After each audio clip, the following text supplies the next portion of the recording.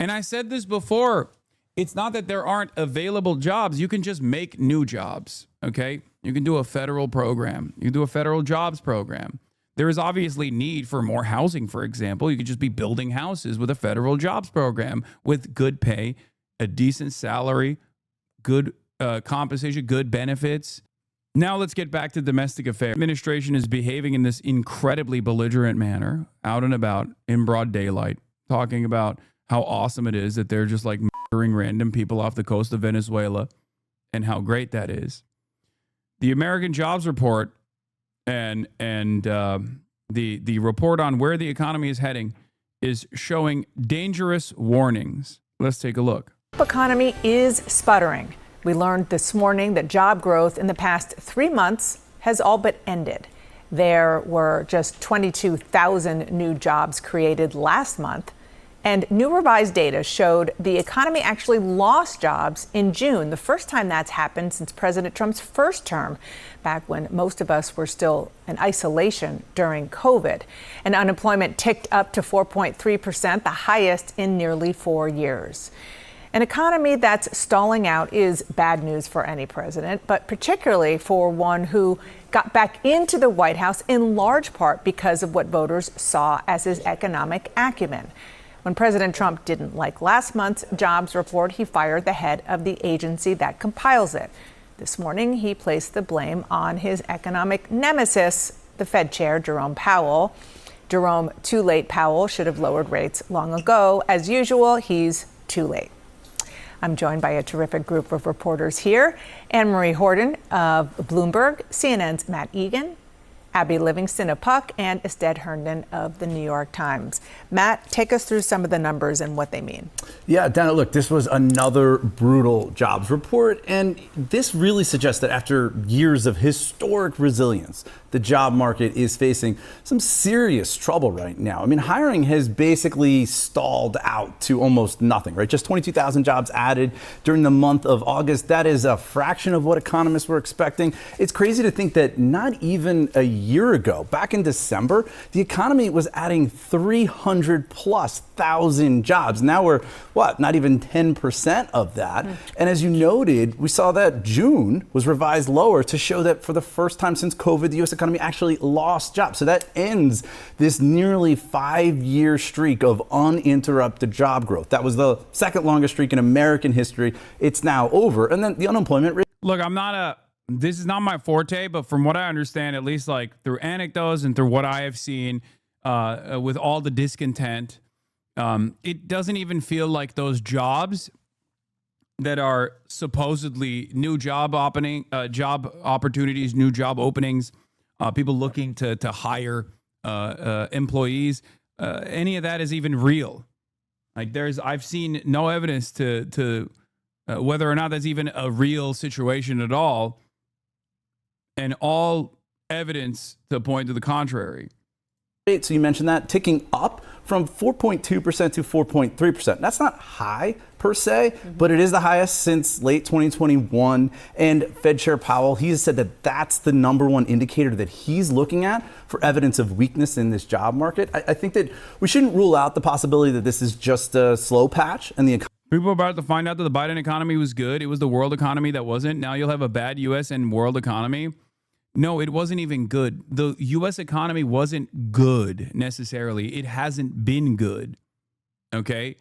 The metrics that we look at, the metrics that we examine to figure out whether or not a liberal capitalist nation's economy is good is already distorted. It's already out of whack. If the U.S. economy was always good, because it was great under Obama, right? Post 2008, post recovery.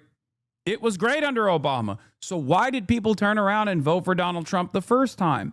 This is a question that one must ask themselves. It's one that I keep repeating. It's one that I keep repeating over and over again. And that is precisely because that economy wasn't working for many Americans already. Okay? That economy already wasn't working for many people. And that's why they wanted to hatch it through the system, through the establishment. They wanted to destroy it with the hopes of rebuilding. They took a shot in the dark at someone like Donald Trump, who was implementing some populist and dare I say, fake left economics. in his campaign. I mean, it's a lie, right? And it obviously clearly was a lie. We know that it was a lie because he didn't legislate that way for 4 years. But the economy wasn't good then either for many working class Americans. And then it got significantly worse during COVID, okay? And then there was another recovery period post-COVID where people were saying, well, you know, metrics look good. Metrics look good. Metrics look good. What are you talking about? It looks good. It's a vibe session. It's a vibe session. You guys are wrong. You guys are wrong over and over again, which led to a lot of animosity amongst the working class Americans who then said, no, you, I'm going to go with a guy who says the real solution to this is to obviously deport 12 million migrant workers. Now, of course, that wasn't a solution at all. But in the absence of a party with a clear vision, with a clear agenda that addresses the real problems that people were experiencing, people once again took another shot at the dark at the racist guy. And we are seeing the outcome of that. We're seeing the predictable outcome of that, one that I have warned against over and over and over again. Because remember, when we look at the unemployment numbers that are at 4.3%, that's not the entire story. Like I said, a lot of the metrics that we look at, unemployment numbers, for example, or the GDP, they don't show the reality. They don't show the full story. Or we look at the stock market. The stock market is doing great, okay? At a time when there are mass layoffs taking place, the stock market is doing so great. Why? Because they're eliminating redundancies. They're going to make up for it with AI. Is that good for you? You just got fired. No, it's horrible for you. But the stock market's doing well. Okay, well, it exacerbates the income and wealth disparity in this country that causes people to be even more angry, be more mad, demand answers, demand restitution. The goal for someone like myself is to get those people to understand that it's not about deporting Guatemalan and Mexican migrants. That is not going to solve their situation at all, because it's not a Guatemalan migrant that owns your home, that is your landlord. It's not a Guatemalan migrant that is at the board of this corporation that you work at that refused to offer you better benefits, that refused to give you the back pay that you deserve, that is yours by law. Okay? It's your bosses. It's the capital owners. And it is the duopoly that finds bipartisan consensus when it comes down to things that impact you and your loved ones in the most meaningful ways. It's their lack of interest in changing those structural forms of inequality, structural forms of violence that you experience. The affordability crisis being one of the simplest terms to help you understand. So, of course, it's creating a lot of panic right now. You got people saying, look, hiring plans fell to the weakest level of any August on record, and intended job cuts mounted amid broader economic uncertainty, according to outplacement firm Challenger Gray and Christmas. U.S.-based companies announced in August plans to add 1,494 jobs, the fewest for the month in data going back to 2009. Of the 30 industries tracked by Challenger, hiring plans were concentrated in aerospace and defense, industrial goods, and retail. Announced job cuts jumped from a year ago to almost 85,980 and marked the largest August total since 2020. Excluding the impact of the pandemic, the number was the highest for any August since the Great Recession in 2008. Spencer Kimian says, you don't realize how weak the economy is right now. If you have a job, hold on to it for dear life, because if you get fired, it's going to take you years to find another one. But the stock market's doing well, right? I mean, it's hot, hot, hot, right? It's good. It's good. We're doing great. Here are all of the areas of loss for the record. This is the chief economist for the Navy Federal and a columnist at the Washington Post, Heather Long, says the labor market is going from frozen to cracking. Look at how many industries have lost jobs in the past 3 months. Mining lost 13,000. Construction lost 10,000. Manufacturing lost 31,000. Information lost 15,000. Business and professional lost 51,000. Federal government lost 34,000. Finance has 0 jobs, entirely dependent on healthcare. That is not healthy for the economy. And it's especially up because these were the key sectors that Trump was seeking to boost with his tariffs agenda, right? That was the plan, right? It turns out it's actually impacting. Another problem here is not only just a tariffs regime that is causing too much instability, but another problem here is also the deportations. These are sectors that have relied on undocumented labor. The proper protocol here should be to document those workers, but instead, the Trump administration has placed the crosshairs upon them. and is making it seem as though they are the reason for why Americans are struggling, Americans are suffering. And they're taking these militant actions against these people, and it's actually cooking the companies. If you were to recognize that these are just regular workers, okay, instead of just like adding on the fact that they don't have the documentation or the proper clearance or whatever, okay, because again, that's a matter of just paperwork, right? If you go in and you say you're going to deport like tens of thousands, hundreds of thousands, if not millions of people from the labor force in specific sectors, don't you think that's going to cripple the economy? Of course. Even if these guys are like invested in hiring American citizens to make up for the lack of labor, you're firing a bunch of trained employees that have been working in these sectors for years and years and years. Of course, that is going to cause tremendous instability, if not full-blown collapse. And that's where we are. Good, no more quiet quitting or bouncing around to different jobs for these young people. They will be forced to work on the farms. Dude, oh, you are so dumb, okay? And it's going to be kind of funny when, you know, you just don't have any food that you can purchase at the grocery store because you just fantasize about some totally, utterly irrelevant, made-up reason for why the economy is on fire right now, okay? You stupid boomer. The one time I get Hasan is for trolling. Don't do that. Stop LARPing as a dumb, out-of-touch boomer, please. The construction industry has been facing growing labor shortages for years as the workforce ages and fewer Americans seek to work in physical labor jobs. Add to that Trump's stripping legal status from 1 million workers plus mass deportations, things are going to get ugly. At the start of the year, the nation's largest trade organization for contractors projected that they would need to attract an additional 439,000 workers this year just to keep up pace with new construction projects. Yet as of today, the industry is losing workers. And I said this before, it's not that there aren't available jobs. You can just make new jobs, okay? You can do a federal program. You can do a federal jobs program.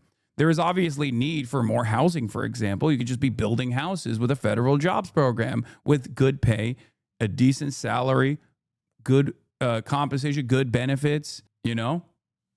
The issue, however, is that people don't want to do that. People don't want to offer that. The government doesn't want to intervene in the market because that market intervention would actually harm the profit seekers and their primary interest, which is to improve their profit margins.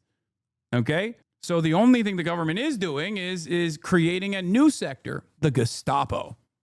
That's it.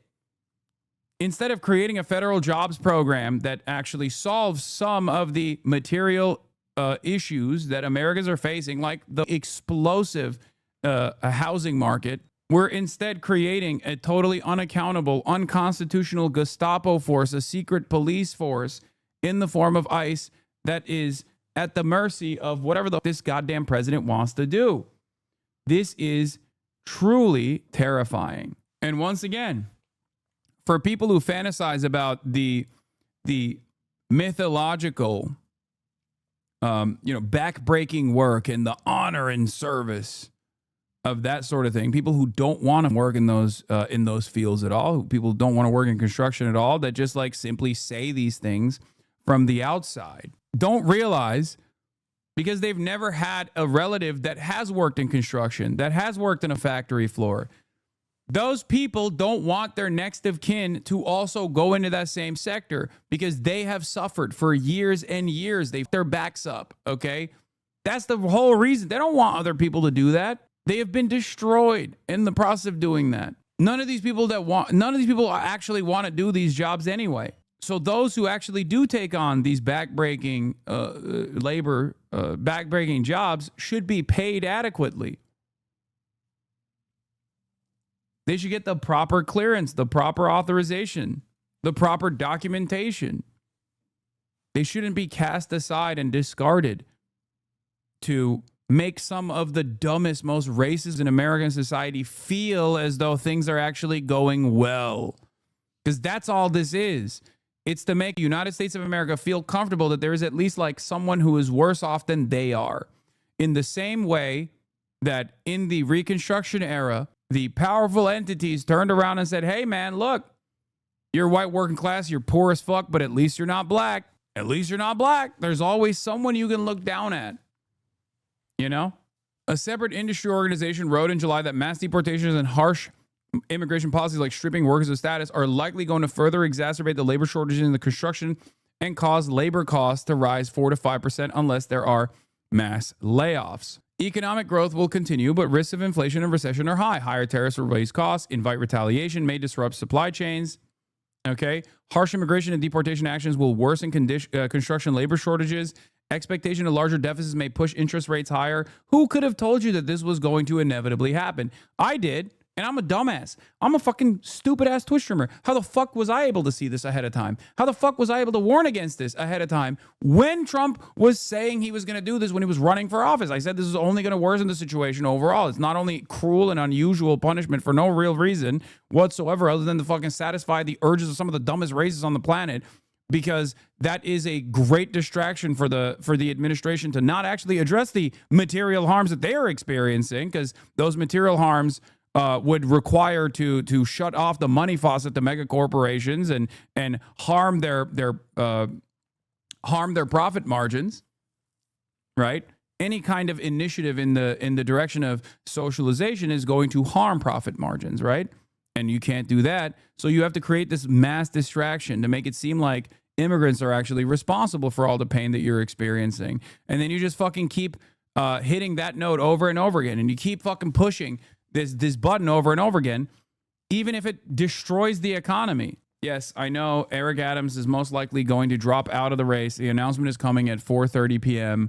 I know, it's right here. Mayor Eric Adams to make an important campaign announcement. This comes on the heels of the Trump administration stating that they want to give him a Saudi Arabia ambassadorship job, so he stands off, so he gets out of the race in order to clear the way for Andrew Cuomo, at least, like, so with the hopes that like Andrew Cuomo could pick up more.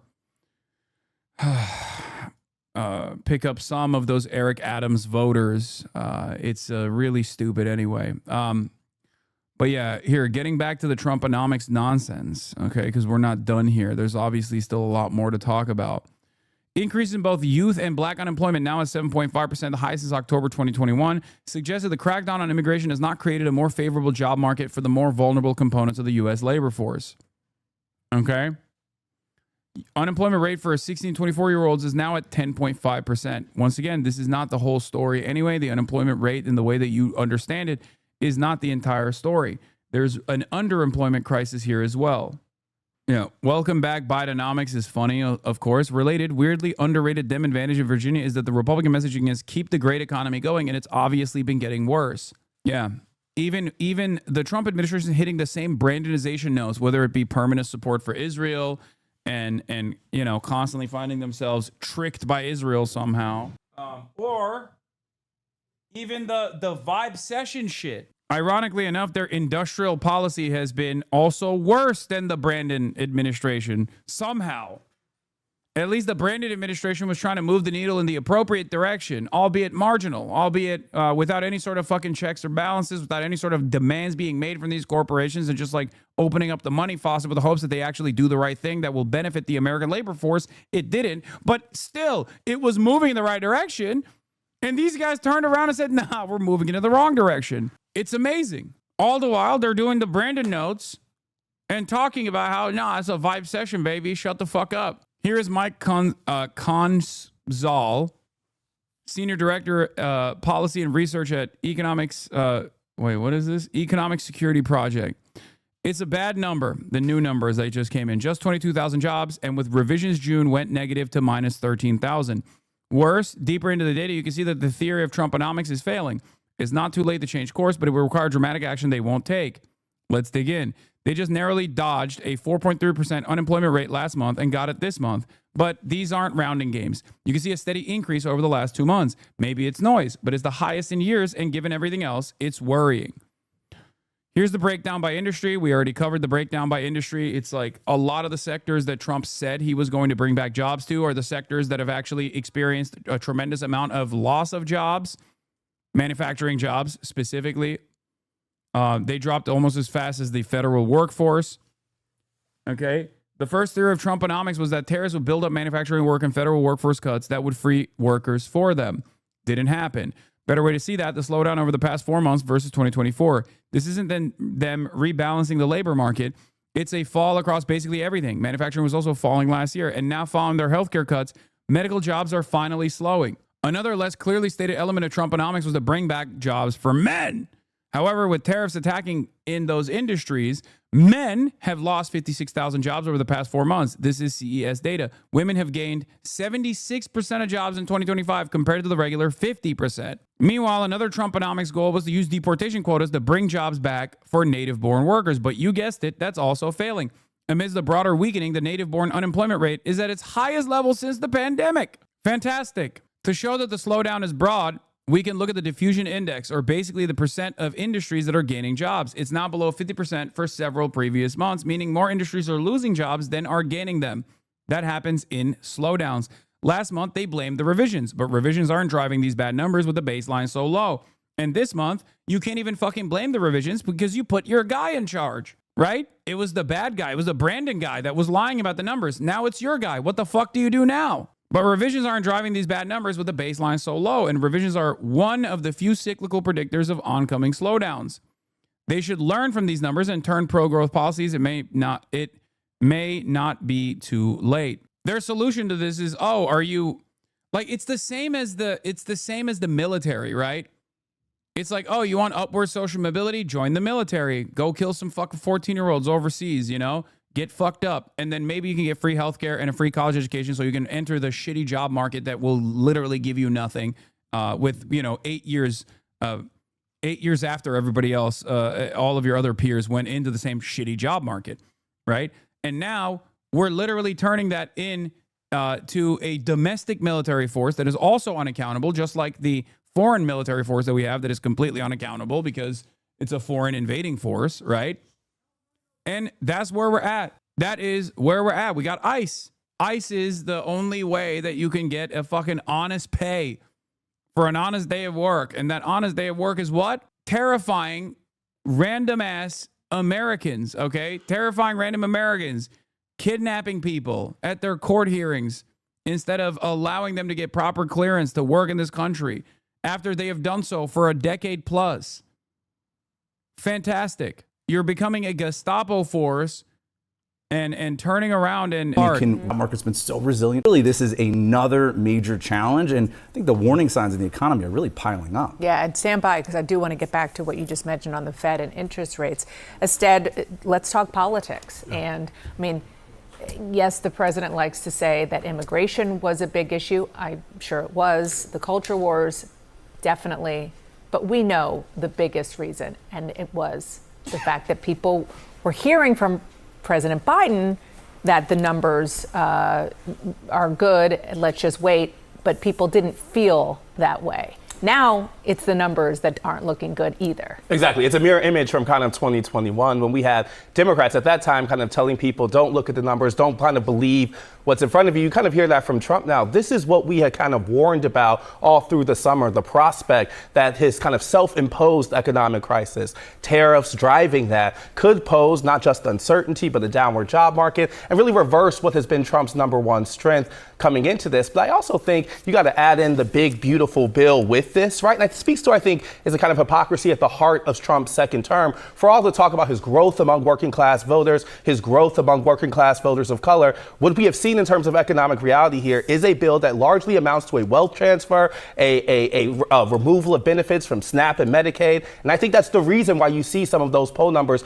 particularly on the economy, reversing among the very groups that delivered Trump the White House last year. Abby? You know, Trump immediately pivoted to the Fed and Jerome Powell, but when I talk to Republican sources, they're all worried about tariffs, and the full brunt of that has not been felt yet. Some say we may not feel that. But politically speaking, the question I have is, does this impact the gubernatorial elections in November in New Jersey and Virginia? But moreover, when does this hit next year, if it does, and how does that affect the midterms? And, you know, there was such hullabaloo, to use a word that probably shouldn't be used very much, Amory, over the fact that the last month, when the jobs report came out and the president wasn't happy about it, he got rid of the head of the Bureau of Labor Statistics that compiles them. And so the Commerce Secretary was on this morning, interestingly, before we all knew what the jobs numbers were, and was once again going after BLS, even though the guy that they removed is no longer there. They're just bent against the president's success. They're rooting against America and against Donald Trump, and that's got to end. So he can't replace somebody, 2 weeks ago, and you expect fundamental change. But what you will get is an agency that's on side. Well, there isn't fundamental change yet at BLS. The commissioner actually doesn't even have control over the data. The data is collected by statisticians. They sit in different units. They're almost walled off. And then once the press release is written, it's sent to the commissioner, and the commissioner then sends it off to the White House and the CEA.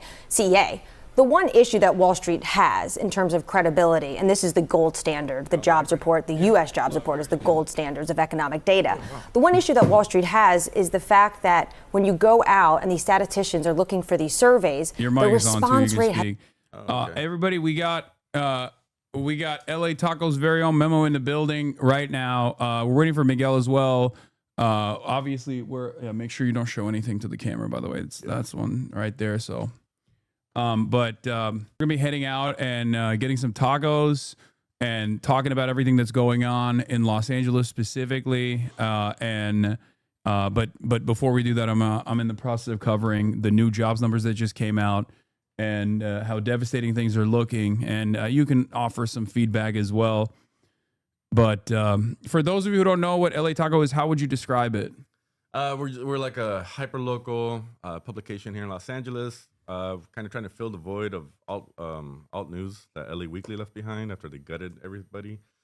We cover LA from the street ground up, from food to local politics, investigative journalism. So Yeah. Culture and arts as well. Yeah, you were, originally it started off as just like simply covering local food joints, right? Yeah, it started off as a blog, and it was a bunch of fools, and what they loved doing was covering graffiti, cannabis, and tacos. And that was just a blog, and then in 2018 it relaunched as an actual publication. Yeah, and then one of the things I wanted to talk to you about was like what caused you guys to like start participating in like local activism and changing the trajectory a little bit of LA Taco in some ways. I guess it was like an organic change, because it's like, if you're doing like graffiti and stuff like that, but like what specifically caused you guys to change your trajectory a little bit? Well, we've kind of built up our chops for the last 5-6 years covering LA's political, cultural, and art scene, especially food scene. So we got to build a lot of ties with the community members, restaurants, organizations all around Los Angeles. Mm-hmm. And because of that, when I started attacking those same communities that we've been covering, we kind of feel like we have a duty and obligation to cover them. And we're best situated to do that with having all the connections that we have and the history we have with Los Angeles. Yeah.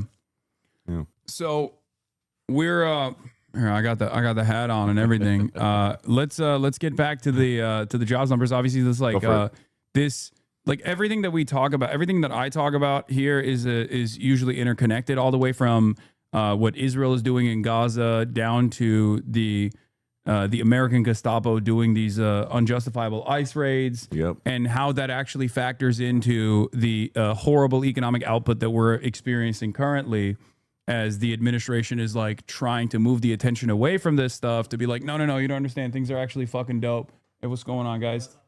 Things are actually dope. You don't get it. It's everything is awesome. And it's when it's not awesome at all. Yeah. And it's interesting to see like mainstream media also try to communicate this, at least from like a somewhat of a partisan, from a partisan perspective. Yeah. Very polished headlines, Wait, where is Hannah, where's March?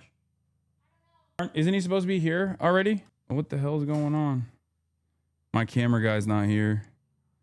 My cam op and producer's not here. I don't know what's happening. But yeah. Yeah, but all of that is connected. You're very right. I think people don't need to tie the strings together. Even like the spyware that ICE is about to use, that Israel's been using to, against their enemies of the government. So they're going to start using that on the observers, people that are out there trying to document all the ICE raids. Yeah. Has been so low for months. That is why we saw massive revisions last year. That is why we are seeing massive revisions now, to this point where June actually have a negative print, negative 13,000. That is a huge deal for this economy and for this Federal Reserve.